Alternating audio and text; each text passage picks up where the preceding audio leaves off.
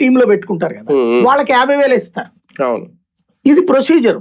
అక్కడే ఉన్నటువంటి తేడా నీకు కనబడుతున్నప్పుడు, ఇప్పుడు మేము ఆడాం, కబడ్డీ ఆడాను నేను, యూనివర్సిటీ స్థాయిలో ఆడాము. యూనివర్సిటీ స్థాయిలో ఆడినప్పుడు సర్టిఫికెట్ వచ్చేటప్పటికి పార్టిసిపెంట్ సర్టిఫికెట్ ఇస్తారు. విన్నర్ సర్టిఫికెట్ వచ్చేటప్పటికి ఎవరైతే ఆ మెయిన్ టీంలో ఉన్న వాళ్ళ వరకే ఇస్తారు. ఇది నేను చివరి జట్లో ఉన్నప్పుడు నన్ను లాస్ట్ జట్లో తీసుకోలేదు, నన్ను ఇక్కడ వరకే తీసుకున్నారు కాబట్టి పార్టిసిపెంట్ సర్టిఫికెట్ అవుతుంది.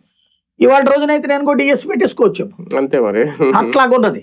ఇది ఆ పాయింట్ లో ఇంకోటి జీవో ఒకటి ఇచ్చి మళ్ళీ జీవో ఎందుకు తీసేశారు, ఈ ఎలిజిబిలిటీ క్రైటీరియా కింద ఒక జీవో ఇచ్చి మళ్ళీ తీసేశారు మీరు.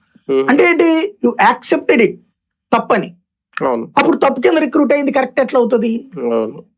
దాన్ని కరెక్ట్ గా అసెస్ చేయడం. ఇంకోటి వీళ్ళు చెప్పింది యువగళంలో పార్టిసిపేట్ చేసిన వాళ్ళకి కూడా ఇచ్చారు అన్నటువంటి, అవి కరెక్ట్ గా అసెస్ చేయడంలో ఫెయిల్ అవుతున్నారు.